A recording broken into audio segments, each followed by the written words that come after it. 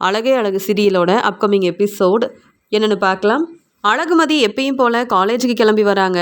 அழகுமதி யோசிக்கிறாங்க, இன்றைக்கி கண்டிப்பாக நம்ம வேலையை பற்றி பேச தான் போகிறாங்க. நிரந்தரமாக இந்த வேலை எனக்கு கிடச்சிருச்சுன்னா எவ்வளோ சந்தோஷமாக இருக்கும் அப்படின்னு அழகுமதி யோசிக்கும்போது அங்கே சார் கூப்பிடுறாரு அப்படின்னு அழகுமதியை கூப்பிடுறாங்க.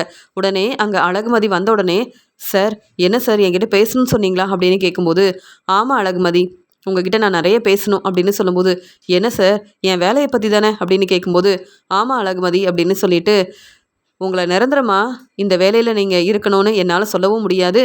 அதே மாதிரி நீங்கள் நாளையிலேருந்து இங்கே வேலைக்கு வரவும் வேண்டாம் அப்படின்னு சொன்னதை கேட்டு அழகுமதி என்ன செய்யன்னு யோசிக்கிறாங்க. நான் நினச்சதெல்லாம் ஒன்று, ஆனால் இங்கே நடக்கிறதெல்லாம் வேறு மாதிரிலாம் இருக்குது. அது மட்டும் இல்லாமல் இந்த வேலை எனக்கு நிரந்தரமாக கிடைக்கணும்னு எவ்வளோ பொறுப்பாக அக்கறையாக இந்த வேலையை பார்த்துக்கிட்டேன். ஆனால் இப்படி பேசுகிறாங்களே, இப்படி சொல்கிறாங்களே அப்படின்னு அழகுமதி யோசிக்கும்போது, சார் என்னாச்சு சார், நான் அப்படி என்ன செஞ்சுட்டேன்னு இனி இங்கே வேலைக்கு வர வேண்டான்னு சொல்கிறீங்க அப்படின்னு சொல்லும்போது, அழகுமதி, இது நான் எடுத்த முடிவு கிடையாது. உங்களுக்கே தெரியும், என்னால் தனியாக எந்த முடிவும் எடுக்க முடியாது. அதே மாதிரி இந்த வேலை உங்களுக்கு கண்டிப்பாக நிரந்தரமாக கிடைக்கும் தான் நானும் நினச்சேன். ஆனால் அப்படிலாம் நடக்கவே இல்லை. நான் சொல்கிறத கேளுங்க. என்கிட்ட நீங்கள் கேள்வி கேட்குறத விட்டுட்டு நாளையிலேருந்து இங்கே நீங்கள் வேலைக்கு வர வேண்டாம் அப்படின்னு சொன்ன உடனே, சார் நான் எந்த தப்பும் செய்யவே இல்லை, பொறுப்பாக என் வேலையை பார்த்துக்கிறேன், அப்புறம் எதுக்காக சார் நீங்களும் எனக்கு சப்போர்ட் பண்ணாமல் பேசுகிறீங்க அப்படின்னு கேட்குறாங்க அழகுமதி. இல்லை அழகுமதி, இப்போ உங்களுக்கு என்னால் சப்போர்ட் பண்ணவும் முடியாது, இனி இந்த வேலையை நீங்கள் பார்க்கவும் முடியாது, நாளையிலேருந்து இந்த வேலைக்கு நீங்கள் வர வேண்டாம் அப்படின்னு சொன்ன உடனே அழகுமதி ரொம்ப மனசு வேதனைப்படுறாங்க. பதில் பேச முடியாமல் உடனே அங்கேருந்து கிளம்பி வராங்க. அழகுமதி என்ன செய்யன்னு தெரியாமல் அங்கே வந்த உடனே ரொம்ப அழ ஆரம்பிக்கிறாங்க. நான் அப்படி என்ன செஞ்சிட்டேன், இந்த வேலை எனக்கு எப்பயுமே இருக்கணும்னு நினச்சேன், என் அப்பாவை பார்த்துக்கணும், என் குடும்பத்தை பார்த்துக்கணுன்னு, நான் நல்லா படிக்கணும்னு எனக்காக கஷ்டப்பட்டு வேலை செஞ்சேன், என் அப்பாவுக்கு நான் சப்போர்ட் பண்ணணும்னு நினச்சேன், அதனால் இந்த வேலையை நான் கண்டிப்பாக பார்க்கணுன்னு யோசித்தேன். ஆனால் இப்படி ஒரு நிலைமை வரும்னு நான் யோசிக்கவே இல்லை. ஆனால் எதுக்காக இப்படிலாம் பேசுகிறாங்கன்னு எனக்கு புரியவே இல்லையே. நான் வேலைக்கு வர வேண்டான்னு சொல்கிறாங்கன்னா கண்டிப்பாக ஏதாவது ஒரு காரணம் இருக்கணும். ஆனால் என்ன காரணம்னு சொல்லாமல் இப்படி எனக்கு சப்போர்ட் பண்ணாமல் பேசுகிறாங்களே, என்ன செய்கிறதுன்னு ஒன்றுமே புரியல அப்படின்னு அழகுமதி ரொம்ப மனசு வேதனைப்படுறாங்க. அந்த சமயம் அங்கே வந்த பசங்க எல்லாரும், என்ன மேடம் இங்கே இருக்கீங்க, நீங்கள் கிளாஸுக்கு வரலையா அப்படின்னு கேட்கும்போது, இல்லை இனி நான் வரமாட்டேன் அப்படின்னு சொல்லும்போது, என்ன சொல்கிறீங்க, நீங்கள் வந்ததுலேருந்து தான் நாங்கள் அக்கறையாக படிக்கணும், பொறுப்பாக எங்கள் வேலையை பார்க்கணுன்னு உங்கள் பேச்சை கேட்டு எங்கள் வேலையை சரியாக செய்கிறோம். ஆனால் நீங்கள் வரலனா நாங்கள் எப்படி இந்த பரீட்சை எழுதுறது, எப்படி நீங்கள் எங்களுக்கு உதவி செய்ய முடியும் அப்படின்னு சொல்லும்போது அழகுமதி சொல்கிறாங்க, நான் இங்கே வேலைக்கு வரலனாலும் நீங்கள் உங்கள் வேலையை பொறுப்பாக பார்க்கணும் அப்படின்னு சொல்லும்போது அங்கே அழகுமதியோட ஃப்ரெண்டு எல்லாரும் வந்து பேசுகிறாங்க. என்ன மேடம் இப்படி ஆயிடுச்சுன்னு கேட்கும்போது, எனக்கே என்னென்னு ஒன்றுமே புரியல, நான் வேலைக்கு வரக்கூடாதுன்னு சொல்லிட்டாங்க, நாளையிலேருந்து நான் வேலைக்கு வரப்போகிறதும் இல்லை, உங்ககிட்ட பேசவும் முடியாது அப்படின்னு சொல்லும்போது அழகுமதி ரொம்பவே மனசு வேதனைப்படுறாங்க. அழகுமதி தனியாக உட்காந்து யோசிக்கிறாங்க, அப்படி நான் என்ன செஞ்சிட்டேன், இந்த காலேஜில் நான் வந்து பொறுப்பாக என் வேலையை பார்த்துக்கிட்டேன், கவனமாக இங்கே வந்து என் வேலையை ரொம்ப நல்லபடியாக செஞ்சேன், எனக்கு நல்ல பேர் கிடைக்கணுன்றதுக்காக இந்த வேலையை அவ்வளோ அக்கறையாக செய்யலையே, அது மட்டும் இல்லாமல் இந்த வேலை எனக்கு நிரந்தரமாக கிடைக்கணும்னு நினச்சேன், ஆனால் இப்படிலாம் நடக்கணும்னு யோசிக்கவே இல்லைன்னு நினச்சிட்டு இருக்கும்போது அங்கே ரேவதி ஃபோன் பண்ணுறாங்க. என்ன அழகுமதி எங்கே இருக்க அப்படின்னு கேட்கும்போது, காலேஜில் தான் இருக்கேன்னு சொல்கிறாங்க. அப்படியா, எங்களுக்கு தான் எந்த வேலையும் இல்லை, நாங்கள் வீட்டிலையே இருக்கோம், வீட்டில் இருக்க வேலையை மட்டும்தான் பார்க்குறோம், நீயாவது பொறுப்பாக காலேஜுக்கெல்லாம் போகிற அப்படின்னு சொல்லும்போது இங்கே அழகுமதி ரொம்ப மனசு வேதனைப்படுறாங்க. என்ன அழகுமதி நீ பேசாமல் அமைதியாக இருக்கன்னு ரேவதி கேட்கும்போது, உங்ககிட்ட பேசக்கூடிய நிலைமையில இப்போ நான் இல்லை அப்படின்னு சொல்கிறாங்க. என்னாச்சு அழகுமதி அப்படின்னு கேட்குறாங்க. இன்னொரு பக்கம் அங்கே ரேவதி மட்டும் பேசலை, மலரும் பேசிகிட்டு இருக்காங்க. உடனே அழகுமதி உண்மையை சொல்கிறாங்க, இனி நான் காலேஜுக்கு வரப்போகிறது இல்லை, காலேஜில் நான் வேலை பார்க்க போகிறதும் இல்லை, இனி இங்கே வேலைக்கு வர வேண்டான்னு சொல்லிட்டாங்க, அதனால தான் இப்படிலாம் பேசின ரேவதின்னு சொல்லும்போது, அப்படியா, நீங்கள் ரொம்ப யோசிக்காதீங்க, முதல்ல வீட்டுக்கு கிளம்பி வாங்கன்னு சொல்லும்போது சரி அப்படின்னு சொல்லிட்டு ஃபோனை வச்சிடுறாங்க அழகுமதி. இங்கே ரேவதி சொல்கிறாங்க, என்ன மலர நீ இங்கே அழகுமதியாவது வேலைக்கு போகிறாங்க அப்படின்னு நினச்சேன், இப்போ அவங்களும் காலேஜுக்கு வேலைக்கு போக முடியாதுன்னு சொல்கிறாங்க அப்படின்னு சொல்லும்போது என்ன செய்கிறது அப்படின்னு மலர் பேசிகிட்டு இருக்கும்போது மலர் யோசிக்கிறாங்க, அழகுமதி ஏற்கனவே என்கிட்ட வந்து பேசணும்னு நினச்சாங்க, நான் தான் அழகுமதிக்கிட்ட சரியாக பேசவே இல்லை, இப்போ அழகுமதி தனக்கு இந்த வேலை கிடைக்கலன்னு உடனே ரொம்ப மனசு வேதனைப்படுவாங்களே, என்ன செய்கிறது, அழகுமதி கண்டிப்பாக ரொம்ப மனசு வேதனைப்படுவாங்க, எப்படியாவது சுரேஷ்கிட்ட சொல்லணும், அழகுமதியை வீட்டுக்கு கூப்பிட்டு வர சொல்லணும் அப்படின்னு மலர் வந்து யோசிக்கிறாங்க. மலர் உடனே சுரேஷ்க்கு ஃபோன் பண்ணுறாங்க. சுரேஷ் யோசிக்கிறாரு, மலரண்ணி எதுக்கு நமக்கு ஃபோன் பண்ணுறாங்கன்னு தெரியலையே, அழகுமதியால் மறுபடியும் வீட்டில் ஏதாவது பிரச்சனை வந்திருக்குமா அப்படின்னு சுரேஷ் யோசித்தது மட்டும் இல்லாமல் உடனே மலரணி சொல்லுங்க, எதுக்கு ஃபோன் பண்ணீங்கன்னு கேட்கும்போது, இல்லை சுரேஷு, அழகுமதி காலேஜுக்கு போயிருந்தாங்க. இப்போ தான் தெரிய வந்தது அழகுமதி இனி அங்கே வேலைக்கு வர வேண்டான்னு சொல்லிட்டாங்களாம். அழகுமதி ரொம்ப மனசு வேதனைப்படுறாங்க. கண்டிப்பாக அழகுமதி காலேஜில் தான் இருப்பாங்க. நீ காலேஜுக்கு போய் அழகுமதியை கூப்பிட்டு வரியா அப்படின்னு கேட்கும்போது, என்ன சொல்கிறீங்க, அழகுமதி காலேஜுக்கு வர வேண்டாம்னு சொல்லிட்டாங்களா அப்படின்னு கேட்கும்போது, ஆமாம் சுரேஷு, எதுக்காக அப்படிலாம் சொன்னாங்கன்னு அழகுமதிக்கு ஒன்றுமே புரியல. ஆனால் அழகுமதி ரொம்ப மனசு வேதனைப்படுறா. நானும் அழகுமதி கிட்ட சரியாக பேசுறதில்ல. நீ முதல்ல அழகுமதியை வீட்டுக்கு கூப்பிட்டு வரியா அப்படின்னு சொல்கிறாங்க மலர். சரி, எனக்கு நிறைய வேலை இருக்குது, இருந்தாலும் நீங்கள் எனக்கு ஃபோன் பண்ணியிருக்கீங்க, அதனால் உங்கள் பேச்சை கேட்டு தான் போகிறேன். ஆனால் அழகுமதி மேலே உள்ள அக்கறையில் நான் போகலை அப்படின்னு சொல்கிறாரு சுரேஷ். பரவாயில்ல சுரேஷ், முதல்ல அழகுமதியை வீட்டுக்கு கூப்பிட்டு வா, அப்புறமா பேசிக்கலாம் அப்படின்னு சொல்லிட்டு ஃபோனை வைக்கிறாங்க மலர். சுரேஷ் அழகுமதியோட காலேஜுக்கு கிளம்பி போகிறாரு. அழகுமதி தனியாக உட்காந்து அழுதுட்ருக்காங்க. அந்த சமயம் அங்கே வந்து சுரேஷ் கொஞ்ச நேரம் அழகுமதி கிட்ட பேசாமல் அமைதியாக நிற்கிறாரு. அப்புறம் அழகுமதி கிட்ட வந்து, என்ன ஆச்சு, இப்போ எதுக்கு இவ்வளோ மனசு வேதனைப்படுற, இங்கே ஏன் தனியாக உட்காந்துட்ருக்க அப்படின்னு சொல்லும்போது, அதெல்லாம் ஒன்றும் இல்லையே, நீங்கள் எதுக்கு வந்தீங்க அப்படின்னு கேட்கும்போது, எனக்கு எல்லாம் தெரியும், மலரணி இப்போ தான் ஃபோன் பண்ணாங்க, உனக்கு இங்கே இனி வேலை இல்லைன்னு தெரியும், வேலைக்கு வர வேண்டான்னு சொல்லிட்டாங்களா அப்படின்னு கேட்கும்போது, ஆமாங்க, எதுக்கு அப்படி சொன்னாங்கன்னு எனக்கு தெரியாது அப்படின்னு சொல்லும்போது, நீ பொறுப்பாக உன் வேலையை பார்த்துக்கிறேன்னு எனக்கு தெரியும், உன் மேலே எனக்கு நம்பிக்கை இருக்குது, சரி ரொம்ப யோசிக்க வேண்டாம், நீ வீட்டுக்கு வர வேண்டியதானே அப்படின்னு சொல்லும்போது, இல்லை, நான் வந்து கண்டிப்பாக இந்த வேலையை பார்க்கணுன்னு நினச்சேன், ஆனால் இப்படிலாம் நடக்கணும்னு யோசிக்கவே இல்லை அப்படின்னு சொல்லும்போது, சரி பரவாயில்ல, எல்லா பிரச்சனையும் சரியாயிரும், நீ முதல்ல வீட்டுக்கு வந்து கொஞ்ச நேரம் ரெஸ்ட் எடு, எப்பயும் போல் நீயும் மலரணி மாதிரி பொறுப்பான மருமகளாக இருந்தால் அதுவே போதும்னு நான் சொன்னேன். இப்போ அதுக்கு ஏற்ற மாதிரியே இங்கே வேலைக்கு வர வேண்டான்னு சொல்லிட்டாங்க, அதனால் ரொம்ப யோசிக்க வேண்டாம், நீ வீட்டுக்கு கிளம்பி வா, உன்னை நான் கூப்பிட்டு போகிறதுக்காக தான் வந்தேன், மலரணி தான் ஃபோன் பண்ணாங்க, நடந்த உண்மையை சொன்னாங்க, உடனே நானும் வந்துட்டேன், எனக்கு நிறைய வேலை இருக்குது, நீ கிளம்பி வரியா இல்லை இங்கேயே இருக்கியா அப்படின்னு கேட்கும்போது, நான் வரேன் அப்படின்னு சொல்கிறாங்க. உடனே அழகுமதி அங்கேருந்து கிளம்பும்போது அங்கே இருக்கிற எல்லாரும் அழகுமதியை பார்க்குறாங்க. அழகுமதி ரொம்ப மனசு வேதனையோடு அங்கேருந்து கிளம்பி வராங்க. ஒரு பக்கம் சுரேஷ்க்கு ரொம்ப சந்தோஷமாக இருக்குது. தங்கராஜ் மாமா சொன்ன மாதிரியே சரியாக இந்த வேலையை செஞ்சிட்டாரே, அழகுமதி கிட்ட என்னால் சரியாக பேசவே முடியல, ஆனால் தங்கராஜ் மாமாவால் தான் இந்த வேலையை இப்போ அழகுமதிக்கு கிடைக்கலன்ற உண்மை தெரிஞ்சால் அவ்வளவுதான், எனக்கும் பிரச்சனை வரும், தங்கராஜ் மாமாவுக்கும் பிரச்சனை வரும். ஆனால் இப்போ தான் எனக்கு நிம்மதியாக இருக்குது, சந்தோஷமாக இருக்குது, வேலைக்கு போகிறேன்றதுக்காக வீட்டில் யார் பேச்சும் கேட்காம அழகுமதி என்னென்ன பேசியிருப்பா, என்னென்ன வேலை செஞ்சா, இப்போ வீட்டில் இருக்க வேலையை தானே பொறுப்பாக பார்த்துக்கணும் அப்படின்னு சுரேஷ் வந்து யோசிக்கிறாரு. இன்னொரு பக்கம் அழகுமதி இந்த வேலைக்கு போகணுன்றதுக்காக இந்த வேலையை ரொம்ப பொறுப்பாக அக்கறையாக செஞ்சால் அழகுமதி மேலே எந்த தப்பும் இல்லை. ஆனால் அழகுமதி இப்போ இந்த வேலை இல்லைன்னு ரொம்பவே மனசு வேதனைப்படுறா.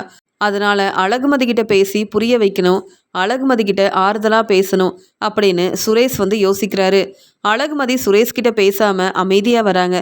என்ன, இப்போ இந்த வேலை தானே இல்லை, இன்னொரு வேலை கண்டிப்பாக கிடைக்கும், நீ அந்த வேலை கிடைக்கிற வரைக்கும் கொஞ்சம் நிம்மதியாக நல்லா ரெஸ்ட் எடு, வீட்டில் இருக்க வேலையை பொறுப்பாக பார்த்துக்க, அப்பா அம்மா பேச்சை கேட்டு பொறுப்பான மருமகளாக இரு, அதுக்கப்புறம் உனக்கு ஒரு வேலை கிடைக்க தான் செய்யும், எனக்கு உன் மேலே நம்பிக்கை இருக்குது அப்படின்னு சுரேஷ் சொன்ன உடனே இங்கே அழகுமதி உடனே சுரேஷை பார்க்குறாங்க. சுரேஷ் சொல்கிறாங்க, என்ன உனக்காக சப்போர்ட் பண்ணி பேசுகிறேன்னு பார்க்குறியா அப்படின்னு சொல்லும்போது, அப்படிலாம் இல்லையே அப்படின்னு சொல்லும்போது, எனக்கு உன்னுடைய திறமை மேலே நிறைய நம்பிக்கை இருக்குது, உனக்கு நிறைய திறமை இருக்குன்னு தெரியும், இதை விட பெரிய வேலை உனக்கு கிடைக்கும், போதுமா அப்படின்னு சுரேஷ் சொல்லும்போது இங்கே அழகுமதி சந்தோஷப்பட்டாலும், எனக்கு பிடிச்ச இந்த வேலையிலேருந்து நான் வந்துட்டேனே, இந்த வேலை இனி எனக்கு கிடைக்காதே, இந்த வேலைக்கு வர வேண்டான்னு சொல்லிட்டாங்களே அப்படின்னு ரொம்ப மனசு வேதனையோடு வீட்டுக்கு கிளம்பி வராங்க அழகுமதி. சுரேஷும் அழகுமதியும் ஒன்றா வீட்டுக்கு வரும்போது ராஜலக்ஷ்மி யோசிக்கிறாங்க, என்ன சுரேஷ் நிறைய வேலை இருக்குன்னு கிளம்பி போனால் அழகுமதியை வீட்டுக்கு கூப்பிட்டு வரான், என்ன ஆச்சுன்னு தெரியலையே, காலேஜுக்கு கிளம்பும் போதே சொன்னேன் இனி அழகுமதி வேலைக்கு போக வேண்டான்னு, ஆனால் இப்போ எதுக்கு அழகுமதி வீட்டுக்கு வந்திருக்கான்னு தெரியல அப்படின்னு யோசிக்கும்போது அங்கே வந்த சுரேஷ், அழகுமதி நீ போய் ரெஸ்ட் எடு அப்படின்னு சொல்கிறாரு. உடனே அழகுமதி அங்கேருந்து தன்னுடைய ரூமுக்கு கிளம்புறாங்க.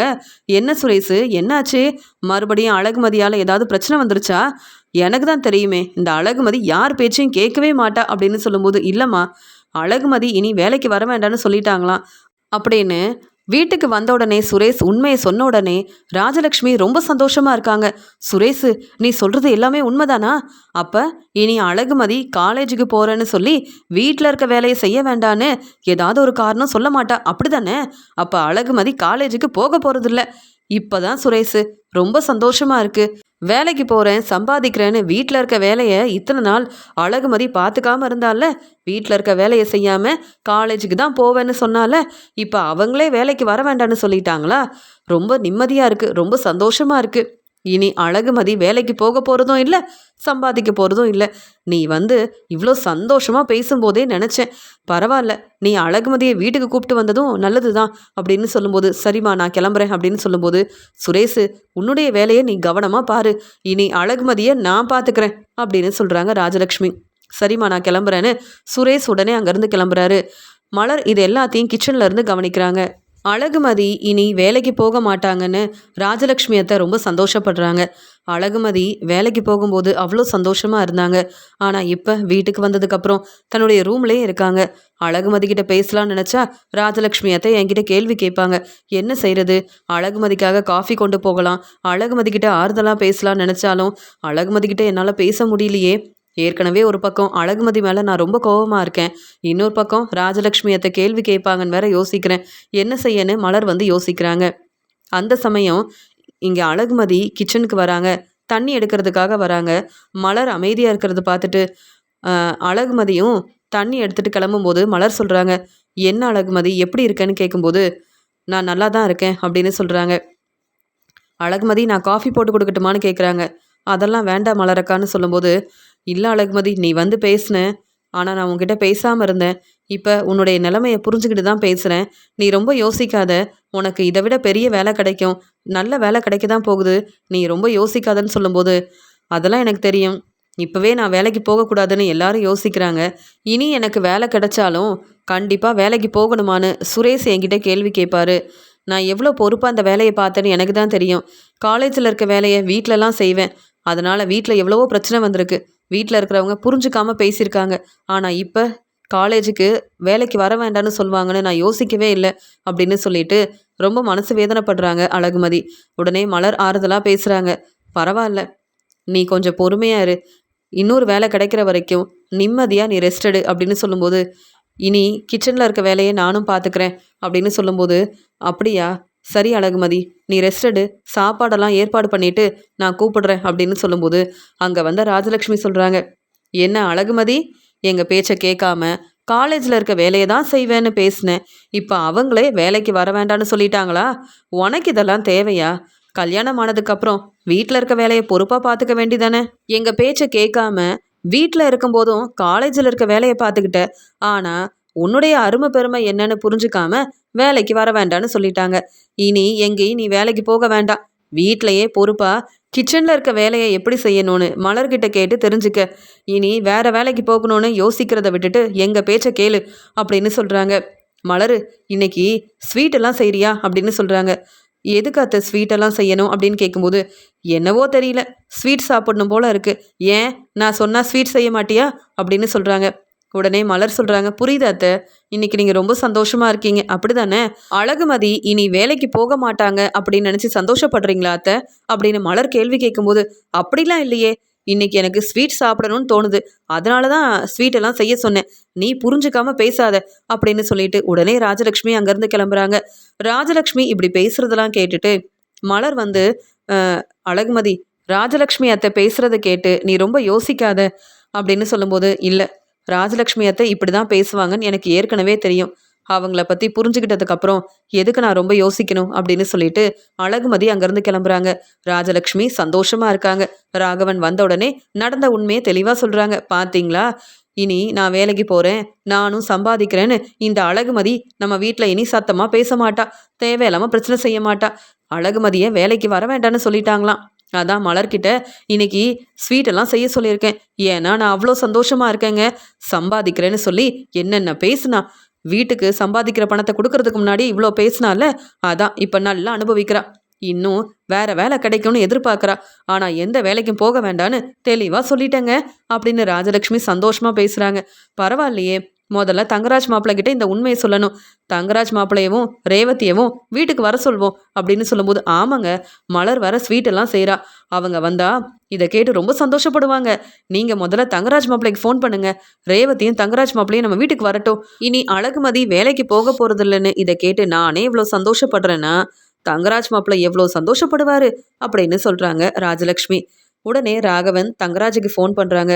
தங்கராஜ் மாப்பிள்ளை, நீங்கள் எங்கே இருக்கீங்க அப்படின்னு சொல்லும்போது, இப்போ தான் வேலைக்கு வந்தேன். என்ன மாமா, என்னாச்சு அப்படின்னு கேட்கும்போது, நான் இன்னைக்கு ரொம்ப சந்தோஷமாக இருக்கேன் தங்கராஜ் மாப்பிள்ளை அப்படின்னு சொல்லும்போது, அப்படியா, என்னாச்சு அப்படின்னு கேட்குறாரு தங்கராஜ். வேற ஒன்றும் இல்லை, அழகுமதி எப்பயும் போல காலேஜுக்கு கிளம்பி போகும்போது வீட்டில் இருக்க எந்த வேலையும் செய்ய மாட்டேங்கிறான்னு நானும் ராஜலக்ஷ்மியும் ரொம்ப யோசித்தோம். எப்படியும் அழகுமதி கிட்ட பேசினாலும் எந்த பிரயோஜனமும் இல்லைன்னு நினச்சோம். ஆனால் காலேஜுக்கு போனதுக்கப்புறம் அழகுமதி வீட்டுக்கு சீக்கிரமாக வந்துட்டாங்க. ஏன்னா அழகுமதி இனி வேலைக்கு போக போகிறதில்ல, அழகுமதி வேலைக்கு வர வேண்டான்னு சொல்லிட்டாங்களாம். அதனால இதை கேட்டு நாங்கள் ரொம்ப சந்தோஷமாக இருக்கோம். அழகுமதி மறுபடியும் எங்கள் வீட்டுக்கு வந்ததுக்கப்புறம் அழகுமதி இன்னும் என்னென்ன பிரச்சனை செய்ய போகிறாங்கன்னு தெரியலையேன்னு நானும் ராஜலக்ஷ்மியும் ரொம்பவே பதட்டமாக இருந்தோம். ஆனால் இப்போ தான் நாங்கள் ரொம்ப நிம்மதியாக இருக்கோம், சந்தோஷமாக இருக்கோம். அதனால் மலர் வீட்டில் இருக்க எல்லாருக்கும் ஸ்வீட் எல்லாம் செய்கிறாங்க. இந்த உண்மையை சொன்னால் நீங்கள் சந்தோஷப்படுவீங்கன்னு நினச்சி தான் ஃபோன் பண்ணேன். நீங்கள் கண்டிப்பாக ரேவதியை கூப்பிட்டுட்டு நம்ம வீட்டுக்கு வரணும் அப்படின்னு ராகவன் ரொம்ப சந்தோஷமா தங்கராஜ் கிட்ட பேசும்போது, அப்படியா மாமா, கண்டிப்பாக நான் வீட்டுக்கு வரேன். நீங்கள் சொன்னதுக்கப்புறமா நான் உங்கள் வீட்டுக்கு வராமல் இருப்பேனா? அது மட்டும் இல்லாமல் எவ்வளோ பெரிய சந்தோஷமான உண்மையை சொல்லியிருக்கீங்க. இப்படி நடக்கும்னு எனக்கும் தெரியும். நான் வீட்டுக்கு வந்து பேசுகிறேன் மாமா, எனக்கு நிறைய வேலை இருக்குது அப்படின்னு சொல்லிட்டு ஃபோனை வச்ச தங்கராஜ் ரொம்ப சந்தோஷமாக இருக்காரு. பரவாயில்லையே, நான் சொன்ன மாதிரி அந்த சார் அழகுமதி கிட்ட பேசிட்டாரா? அப்போ இனி அழகுமதி வேலைக்கு போக போகிறதில்ல, அழகுமதி சம்பாதிக்க போகிறதும் இல்லை. அப்போ அழகுமதி சுரேஷ் பேச்சை தானே கேட்கணும். இப்போ தான் நிம்மதியாக இருக்குது. இனி சுரேஷோட வாழ்க்கை சந்தோஷமாக இருக்கும். அழகுமதி யார் பேச்சையும் கேட்காம வேலைக்கு போகணும், சம்பாதிக்கணும்னு நினச்சாங்கல்ல, அதான் நானே இனி அழகுமதி வேலைக்கு போகக்கூடாதுன்னு இப்படிலாம் ஒரு வேலையை செஞ்சேன். அதனால் வீட்டில் எல்லாரும் சந்தோஷமாக இருக்காங்களே, சுரேஷும் கண்டிப்பாக சந்தோஷப்படுவான். இன்னைக்கு ராகவன் வீட்டுக்கு போகணும் அப்படின்னு தங்கராஜ் வந்து யோசிக்கிறாரு. தங்கராஜ் வீட்டுக்கு வந்த உடனே ரேவதி சொல்கிறாங்க, அழகுமதி வேலைக்கு வர வேண்டான்னு சொல்லிட்டாங்களாம். அழகுமதி ரொம்ப மனசு வேதனைப்பட்டிருப்பாங்க. அழகுமதியை பார்த்துட்டு வரலாமா அப்படின்னு கேட்குறாங்க.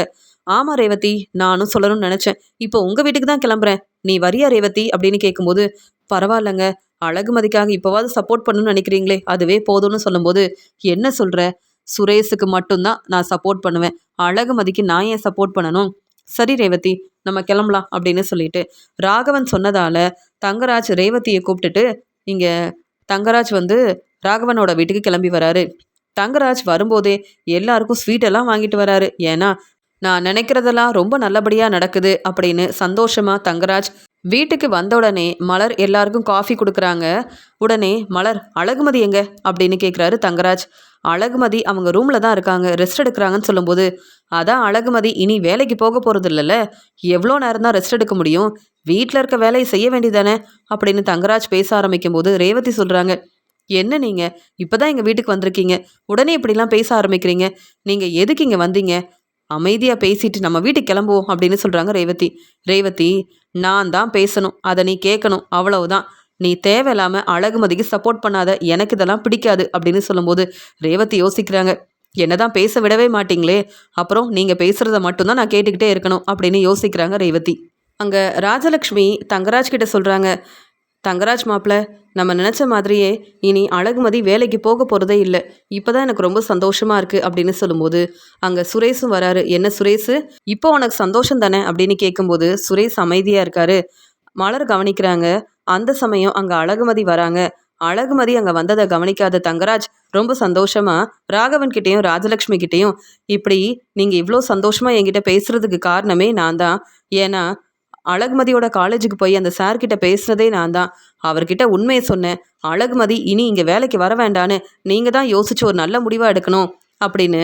அழகுமதி இனி அங்கே வேலைக்கு போகக்கூடாதுன்றதுக்காக தான் நானே போய் பேசினேன். இப்போ அழகுமதி வேலைக்கு வர வேண்டான்னு சொல்லிட்டாங்கன்னு நீங்கள் சந்தோஷப்படுறீங்கன்னா இதுக்கெல்லாம் காரணம் நான் தான் அப்படின்னு தங்கராஜ் சொன்னதை கேட்டு ரேவதியும் மலரும் பார்க்குறாங்க. அந்த சமயம் அங்கே வந்து அழகுமதிக்கு இந்த உண்மை தெரியுது. சுரேஷ் சொல்கிறாங்க, மாமா, அழகுமதிக்கு இந்த உண்மை தெரிஞ்சா தேவையில்லாமல் பேசி பிரச்சனை செய்வா, நீங்கள் எதுக்கு இப்போ இந்த உண்மையை சொல்லிட்டு இருக்கீங்க, அமைதியாக இருங்க மாமா அப்படின்னு சுரேஷ் சொல்லும்போது, அப்போ ஏற்கனவே இந்த உண்மை சுரேஷுக்கும் தெரிஞ்சிருக்கு.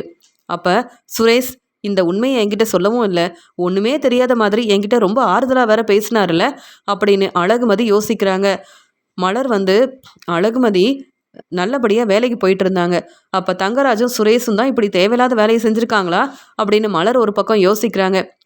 தங்கராஜ் பேசுனதை கேட்டு ராஜலக்ஷ்மி சொல்கிறாங்க, என்ன சொல்கிறீங்க மாப்பிள்ள, நீங்கள் தான் காலேஜில் போய் அந்த சார்கிட்ட பேசுனீங்களா? நீங்கள் எவ்வளோ பெரிய நல்ல வேலை செஞ்சுருக்கீங்க தெரியுமா? உங்களால் இனி அழகுமதி கண்டிப்பாக என் பேச்சை கேட்பா. அப்போ நீங்கள் தான் வந்து எங்களுக்காக இப்படிலாம் பேசியிருக்கீங்களா? பரவாயில்ல மாப்பிள்ள, நீங்கள் எங்கள் வீட்டுக்கு மாப்பிள்ளையாக வந்ததுக்கப்புறம் நாங்கள் நினைக்கிறதெல்லாம் நல்லபடியாக நடக்குது தங்கராஜ் மாப்பிள்ள. அதனால தான் உங்களை விட்டு கொடுக்காம எப்பயுமே உங்களுக்கு சப்போர்ட் பண்ணி பேசுவோம், உங்கள் பேச்சை நாங்கள் அப்படியே கேட்போம் அப்படின்னு சொல்லும்போது, எல்லாம் சுரேஷோட வாழ்க்கைக்காக தான் செஞ்சேன். சுரேஷோட வாழ்க்கை சந்தோஷமாக இருக்கணும், சுரேஷுக்கு சப்போர்ட் பண்ணுறதுக்காக தான் இப்படிலாம் செஞ்சேன். அது மட்டும் இல்லாமல் அழகுமதி வேலைக்கு போனால் யார் பேச்சும் கேட்க மாட்டா. இனி அழகுமதி வேலைக்கு போகவும் முடியாது, வீட்டில் இருக்க வேலையை தான் செய்யணும். மலர் கிச்சனில் இருக்க வேலையை எல்லாத்தையும் பொறுப்பாக பார்த்துக்கிற மாதிரியே அழகுமதியும் இனி உங்களுக்காக சமைச்சு கொடுக்கணும், நீங்கள் சொல்கிற வேலையை செய்ய போகிறாங்க அப்படின்னு பேசிகிட்டு இருக்கும்போது அங்கே அழகுமதி வராங்க. அழகுமதி வரதை பார்த்துட்டு தங்கராஜ், என்ன அழகுமதி, நீங்கள் கண்டிப்பாக காலேஜுக்கு போகணும்னு எங்கள் வீட்டில் இருக்கும்போது எங்ககிட்ட பேசாமல் கிளம்பி போனீங்க, இனி காலேஜுக்கு போக வேண்டிய அவசியமே இல்லை அப்படி தானே? வீட்டில் இருக்க வேலையை பொறுப்பாக பார்த்துக்கலாமே. சரி, நாங்கள் தான் வீட்டுக்கு வந்திருக்கோமே, எங்களுக்கு மறுபடியும் காஃபி போட்டு கொண்டு வரீங்களா அப்படின்னு சொல்லும்போது மலர் சொல்கிறாங்க, இப்போ தானே உங்களுக்கு காஃபி கொடுத்தேன்னு சொல்கிறாங்க. அதெல்லாம் எனக்கு தெரியாதா? அழகுமதி ஏதாவது வேலை செய்யணுமே, அதனால தான் அழகுமதி காஃபி போடட்டும்னு சொன்னேன். அப்போ தானே வீட்டில் இருக்க வேலையை பொறுப்பாக பார்த்துப்பாங்க. நாங்கள் சொந்தக்காரங்க வீட்டுக்கு வந்திருக்கோம், எங்களை கவனிக்காமல் எங்ககிட்ட பேசாமல் அமைதியாக இருந்தால் எப்படி அழகுமதி? யார்கிட்ட எப்படி பேசணும், வீட்டில் எப்படி நடந்துக்கணும், பெரியவங்களுக்கு எப்படி மதிப்பு மரியாதை கொடுக்கணும்னு அழகுமதி புரிஞ்சுக்க வேண்டாமா அப்படின்னு சொல்லும்போது, அதெல்லாம் யார்கிட்ட எப்படி பேசணும்னு எனக்கு தெரியும் அப்படின்னு அழகுமதி சொல்லும்போது, இல்லை அழகுமதி, உன்னுடைய அப்பாவும் அம்மாவும் நீ வந்து உன்னுடைய மாமியார் வீட்டில் எப்படி நடந்துக்கணும்னு உனக்கு சொல்லி கொடுக்கல, அதனால தான் இப்படி தேவையில்லாமல் பிரச்சனை செய்கிற. இனி எந்த பிரச்சனையும் வராதுன்னு நினைக்கிறேன், அதான் உனக்கு வேலை இல்லையே, இனி நானும் வேலைக்கு போகிறேன் சம்பாதிக்கிறேன்னு நீ இப்படிலாம் பேச முடியாதுல்ல அப்படின்னு சொல்லிட்டு சந்தோஷமாக பேசுகிறாரு தங்கராஜ். உடனே சுரேஷ் வந்து, தங்கராஜ் மாமா கொஞ்சம் அமைதியாக இருங்க, நீங்கள் இப்படிலாம் பேசாதீங்க, ஏற்கனவே அழகுமதி யார் பேச்சும் கேட்க மாட்டா அப்படின்னு சொல்லும்போது, சுரேஷு இனி நம்ம பேச்சை கேட்டு தான் ஆகணும் சுரேஷு, உன்னுடைய பேச்சை கண்டிப்பாக கேட்கணும். இப்போ ஏதாவது தேவைன்னா கூட உன்கிட்ட தான் கேட்கணும், ஏன்னா அழகுமதி சம்பாதிக்கலையே, ஏற்கனவே சம்பாதிச்ச பணத்தை அவங்க அம்மாக்கிட்டேயும் அப்பாக்கிட்டேயும் கொடுத்துருப்பாங்க. இனி ஏதாவது வேணும்னா நீ வாங்கி கொடுத்தாதான் அவங்களுக்கு வந்து ஏதாவது பொருளை வாங்க முடியும்.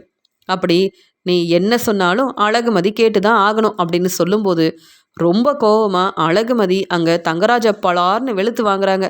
இப்படி நடக்கணுன்றதுக்காக எங்ககிட்ட சொல்லாமல் காலேஜில் வந்து பேசியிருக்க, நானும் போனா போது, நீ வந்து பேசுனதால தான் எனக்கு இந்த வேலையே இல்லைன்னு எனக்கு தெரியும், இருந்தாலும் ரொம்ப அமைதியாக இருந்தேன்.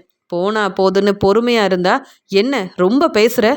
நீ இந்த வீட்டுக்கு மாப்பிள்ளையாக இருக்கலாம், உனக்கு இவங்க தர வேண்டிய மதிப்பு மரியாதையை தரலாம், நான் எதுக்காக உனக்கு தர வேண்டிய மதிப்பு மரியாதையை கொடுக்கணும்?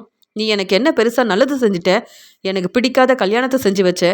சுரேஷ் வீட்டுக்கு மருமகளாக வரணும்னு நான் யோசிக்கவே இல்லை, இந்த கல்யாணம் வேண்டான்னு எவ்வளவோ பேசினேன். என் வாழ்க்கையவே ஒன்றும் இல்லாமல் செஞ்சுட்டு இந்த வீட்டில் கொஞ்சம் கூட சந்தோஷம் இல்லாமல் நிம்மதி இல்லாமல் இருக்கேன். இருந்தாலும் அமைதியாக இருக்கணும், என் வேலையை பொறுப்பாக பார்த்துக்கணும், என் குடும்பத்துக்கு சப்போர்ட் பண்ணணும் அப்படின்னு நினச்சா நான் வேலைக்கு போகக்கூடாதுன்னு என் வேலையவும் ஒன்றும் இல்லாமல் செஞ்சுட்டு இப்போ வந்து சந்தோஷமாக பேசிகிட்டு இருக்க, இதை பார்த்துட்டு நான் அமைதியாக இருக்கணுமா அப்படின்னு மறுபடியும் தங்கராஜை பலார்னு வெளுத்து வாங்குறாங்க அழகுமதி. இப்படிலாம் நடக்கும்னு எதிர்பார்க்காத ராஜலக்ஷ்மி, ராகவன், சுரேஷ் பதில் பேசாமல் ரொம்பவே பதட்டமாக இருக்காங்க.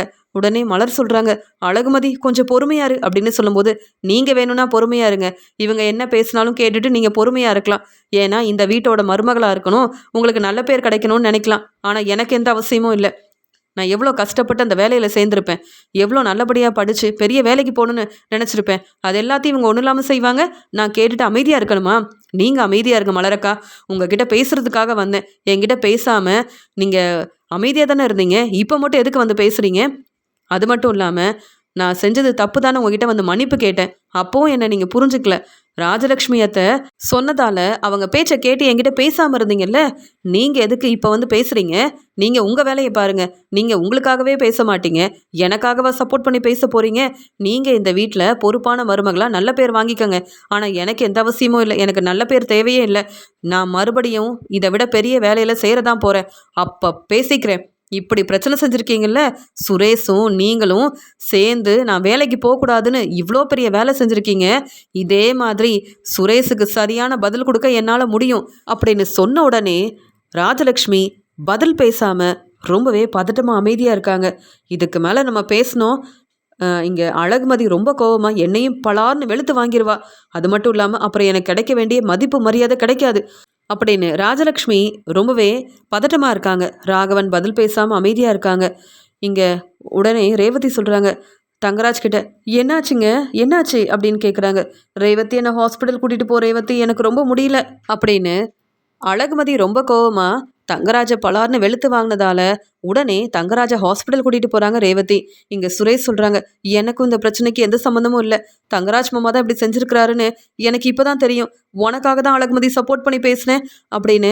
எனக்கு எந்த பிரச்சனையும் செய்ய வேண்டாம், நான் பொறுப்பாக என் வேலையை பார்த்துக்கிறேன்.